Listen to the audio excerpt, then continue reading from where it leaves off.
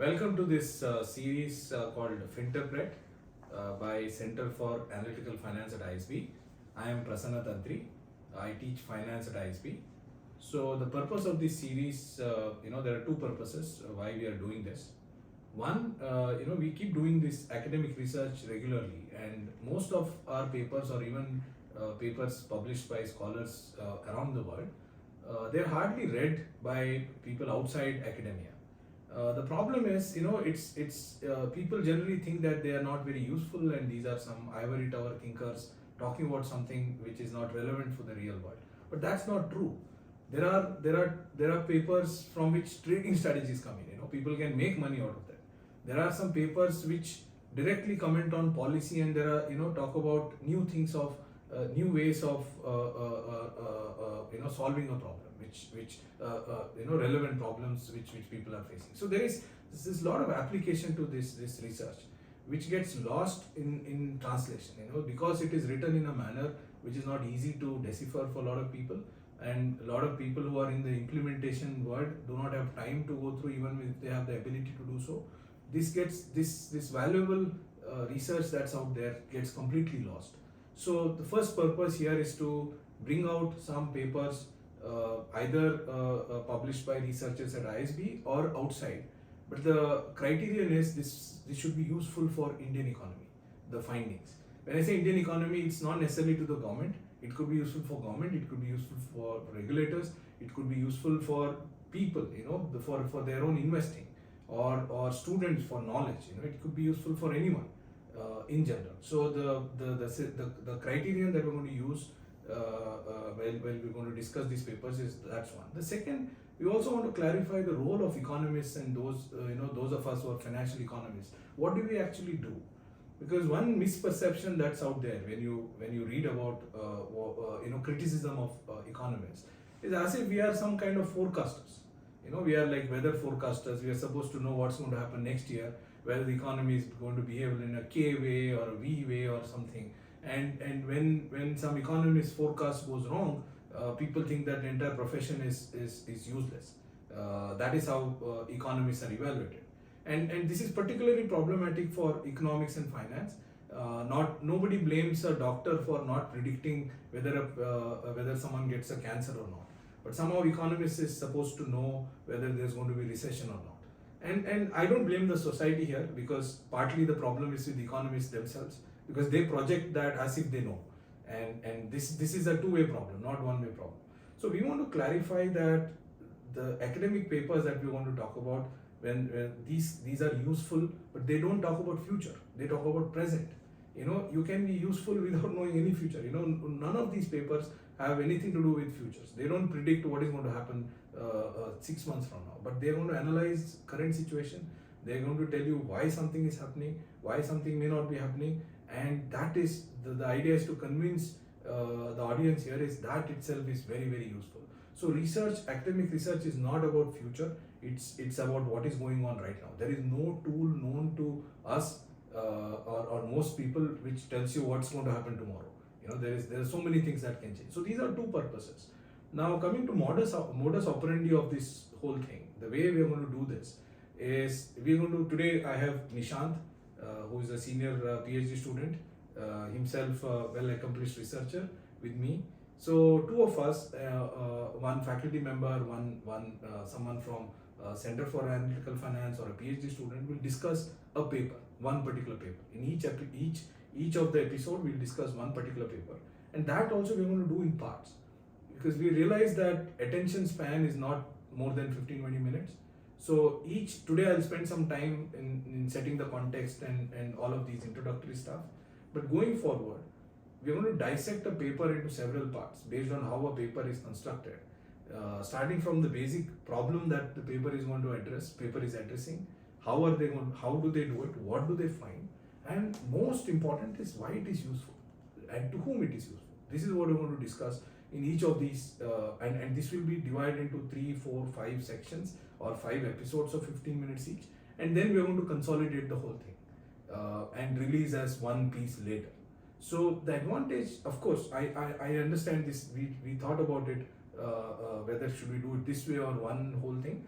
The advantage of releasing it in parts is that you can comment on things that you not understood or you disagree with. Sometimes maybe our interpretation of the results are not right. You may think that that's not correct, and then it just gets us a chance to respond, modify, change, correct, and that we think is more enriching. Of course, there's a downside that we will, like in any TV serial, we will leave you with some kind of suspense at the end, and you may not like it also. Some people don't like suspenses, they just want to finish the whole thing. If you're used to long 2-hour podcasts and all, this may not appear that way. So that's the downside of this. So we deliberated long on this. We said we will do this way, right? So and the idea is we will do a 15-minute every week for sure, or something less than that frequency, right? So with that, and I don't think I missed any rules of the game. So let's start with today's paper. And as I've told you already, there is Nishant. He's a senior PhD student at ISB. Yeah, Nishant, tell me what paper we want to talk about. Hi, Professor. Yeah. So today we are going to talk about this paper titled Banking on Deposits, Maturity Transformation Without Interest Rate Risk. This is a recent 2021 paper published in Journal of Finance. It is authored by Drechsler, Savov and Schnabl. So let me interrupt. Journal of Finance is the topmost journal in finance. There are and you know it, that acceptance rate is something like 5%. Researchers from all over the world submit papers, 5 to 6% of the papers. So if you submit 100 papers, you are in Harvard, submit 100 papers, you may have 3 or 4 papers in your lifetime. That's the level of scrutiny that goes in when you publish in Journal of Finance. Go on, Nishant, sorry. So the basic premise of this paper comes from an important role of banks, that banks are able to borrow short term and lend long term in illiquid assets, and because of this and this role of banks in academic circle is called maturity transformation. Yeah. So because of this particular role of banks, there has been the plethora of research as well as some even recent events that it exposes banks to risks, like it could cause bank runs. Yeah, Diamond and Dipigu won Nobel Prize Yes. a couple of years ago. Their Yes. whole point is this, Yes. right? So Yes. because you take short-term deposits, savings deposits, and then you fund a power project, and if people come and ask for money, then you can't sell that power project tomorrow morning. Right. That's what you mean, right? Right. Yeah. Yes. And so this paper focuses on one of those risks that banks face, which is called the interest rate risk. So when you borrow short term, lend long term, I will explain it through a very simple example. So suppose there is a bank which has an asset that it funds, which is a 3-year zero coupon bond, and it has a liability of 3 to 4 months. This problem with PhD students is that even when things, there is no. This is why academic research doesn't reach, right? There is no simple language is not known at all. So let's not use this bond language. And one of the things that we're going to do in this whole thing is that we will compromise on rigor for the sake of understanding. So let's say, instead of saying 3-year zero coupon bond, which would have alienated a lot of our viewers already, let's say 3-year loan. Why don't we say that? Yes. So bank has given a 3-year loan, Yes. and funded it with a savings bank, a savings deposit. Savings deposit. Right. So now what happens if RBI increases interest rate? So if RBI increases interest rate, now it affects your liability side. On the liability side, you are paying more to your lenders, but on the asset side, because you are lending long term, the income that comes in, that does not increase in the same proportion. Yeah, so this is, I think, more applicable in the US context. This paper is in the US context, and I have to tell the viewers what happens in the US is most of the loans are fixed interest loans. That means there is no concept of repricing them. Like in India, you are flexible. Every 3 months, 6 months, banks change their interest rates. So once I give you a loan, interest rate is fixed for the tenure.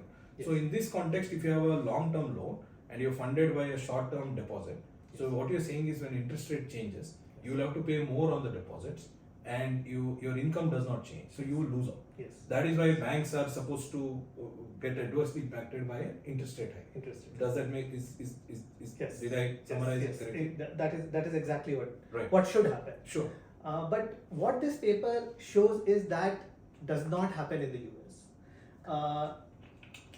If we look at the figure that you can see behind me, if you look, because what should happen if the bank is losing out because of an interest rate hike, what should happen is it should also reflect in the stock prices of the bank. But what we see in the figure behind me is that the response of a bank stock is no different from any other industry stock in the US.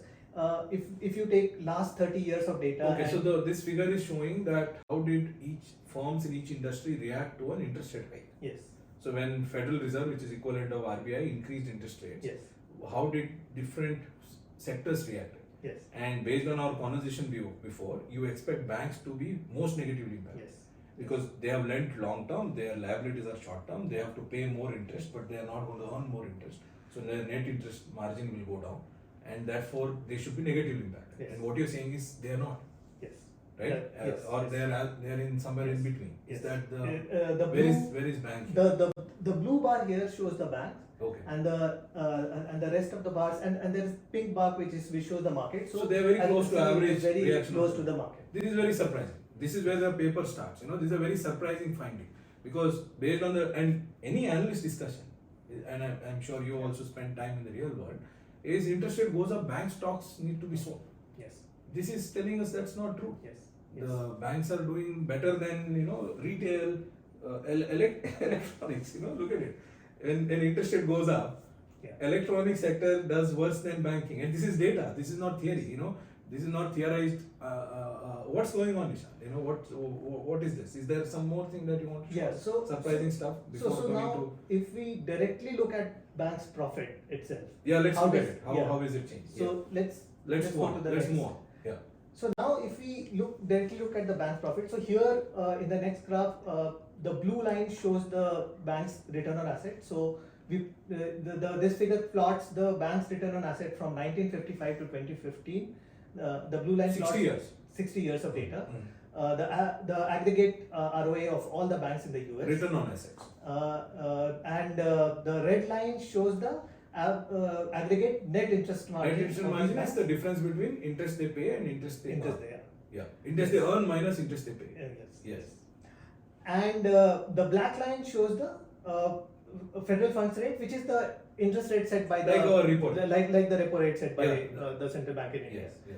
And if you look at the contrasting thing in this figure is that Fed's fund rate has ranged from about 0%. 0% to 16. going up to 16%. Paul Volcker's 1980s. Yes. Yeah. But if you look at the net interest margin and the return on assets, which are the profitability measures of the banks, they have remained flat. So almost for 60 years. Yeah, what you're telling me is 1980 when Fed increased interest rate to 16%. Today it's 5.25, 5.5. Even then, banks which had short-term liabilities and long-term assets on which interest rate was fixed, because they would have lent before this, maybe at 4, 5, 6, 7, 8%. They did not lose money. Yes. Even when the interest rate went up to 16%, Yes. because they have to reprice their liabilities immediately. Yes. Asset repricing is going to take a lot of time. So they must have lost money. Yes. I hope it is clear to everyone, and those of you not clear can write to us as to what is the anomaly we are talking about. Yes. And this is data, right? This is not constructed or anything. No. This is data. Anyone can replicate. Yes. Anyone can replicate this data using this data. Right. And these are published papers, so code and data are available. Yes. Go on. Right. So the bottom line is, even when Fed funds rate fluctuates widely, bank profits are not changing. Whether you look from return on assets, whether you net interest margin, profits are not changing. So it is not true that banks are more impacted by interest rate hikes. Yes. Are we not saying something very, very contradictory and controversial? Yes. Right? Yes. People may think what nonsense you're talking. Yes. Banks are not impacted by interest rates, right? But that's what the data shows. Yes. But is this only US or does this happen in No. India? In fact, if you look at the next figure that we have, What is this? So this figure is similar to the previous figure. Here, the only difference is that we only plot one measure of the profitability of the banks, which is the net interest margin, which shows as blue line in this graph, and the green line shows the repo rate, which is set by the interest rate that is set by the central bank. And if you look again for India, the repo rate has ranged from 4% to about 9%, which was in 2001. Right. But the net interest margin has been again flat for Same the thing. last Exactly 20 years. like Exactly the same thing that Same has been pattern. happening in So the this US. is fabulous, right? So economics and finance is, people say it is not scientific and all that. I agree, it's not as replicable as the physical science. But look at this. This paper is showing something for US, and this you did. Yes. I didn't do Yes. so. Yes. Most of the Yes. work is done by PhD students. So people like us just talk, and let's trust that what you've done is correct. So you're finding same thing in India. Yes. So interest rates have changed 9%, 6% during COVID. It came to 4% repo rate, and this is COVID, right? Yes. And net interest margin profitability of bank has not changed at all. Yes. I'm sure if you put in return on assets, you will get similar kind of figures. Yes. So that means this phenomenon is happening in India also. Yes. That means in India, you should not worry so much about bank stocks when interest rate goes up. Is that what you're saying? So all those worrying on CNBC, they're missing on something. Is that what you're saying? Yes, but what we need to do is to dig deeper into this, why this is happening. Sure. No, why is we'll discuss, Yeah. but what of it is this, right? Yes. So the yes. point we are making is bank profit are somehow insulated from interest rates. There's some mechanism which insulates banks' profit Yes. from interest rates movements by caused by the central bank, Yes. RBI. This is the point you're making. Yes. Now the question is, I think our producers are saying we have taken more time than required. So we'll stop today here. Yes. And but then important questions remain. Why is this happening? More importantly, does it have any relevance for policy making in India? Have we made policies which ignores this effect? Yes. And does it have any impact on actual performance of firms in India? So these are topics we will discuss over next couple of episodes on the same topic, and I think these are nice, reasonable place to stop here, Yeah. right? So thank you. Thank you.